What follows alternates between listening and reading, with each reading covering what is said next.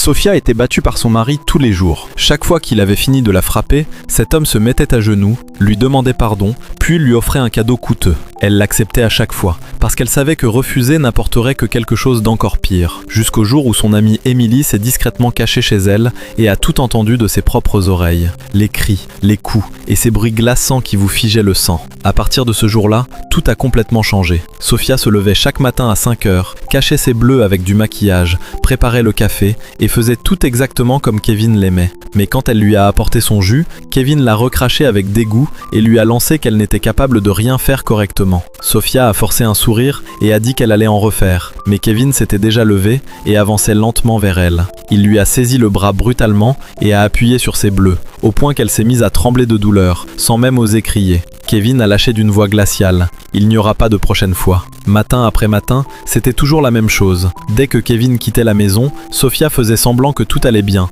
mais à peine la porte refermée, elle s'effondrait au sol et fondait en larmes. Il y avait aussi dans la maison une petite pièce cachée, de moins de 6 mètres carrés, remplie de caméras, et Kevin lui interdisait de sortir. Un jour, Sophia s'y est endormie. Quand elle s'est réveillée, il faisait déjà nuit, et le dîner n'était toujours pas prêt. Kevin est entré, a vu la table vide, et ce silence faisait plus peur que n'importe quel hurlement. Cette nuit-là, il l'a frappée jusqu'à ce qu'elle perde connaissance. Quelques heures plus tard, quand Sophia a rouvert les yeux, Kevin était assis au bord du lit avec une boîte cadeau à la main. D'une voix douce, il lui a dit « Pardon chérie, j'ai perdu le contrôle, tu sais que je t'aime, pas vrai ?» Dans la boîte, il y avait un collier en or. Elle a souri, l'a remercié, puis l'a rangé dans l'armoire, à côté de 20 autres cadeaux exactement identiques. Après chaque passage à tabac, il y avait un cadeau. Et chaque excuse était un mensonge. Kevin vérifiait aussi si la maison avait été bien nettoyée. Quand il avait fini, il lui ordonnait d'enlever ses vêtements et disait qu'il était temps d'avoir un bébé. Sophia ne pouvait qu'obéir, encore et encore, jusqu'au jour où elle a enfin trouvé le courage d'aller demander de l'aide à la police. Mais la policière qui l'a reçue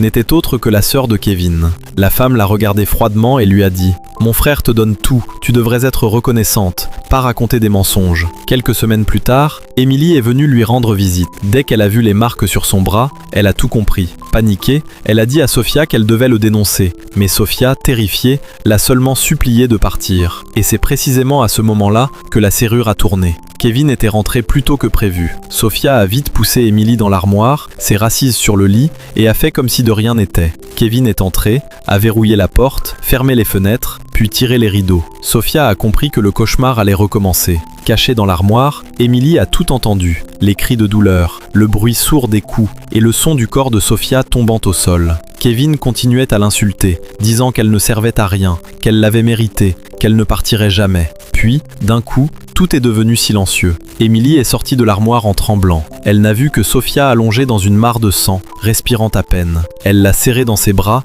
et s'est effondrée en larmes. Et à cet instant précis, elle a tout compris. Sophia n'était pas en train de vivre un mariage. Elle était prisonnière d'un enfer. Et Kevin n'était pas un mari. C'était un monstre jusqu'au bout. Mais la décision qu'Émilie a prise cette nuit-là allait tout changer pour toujours.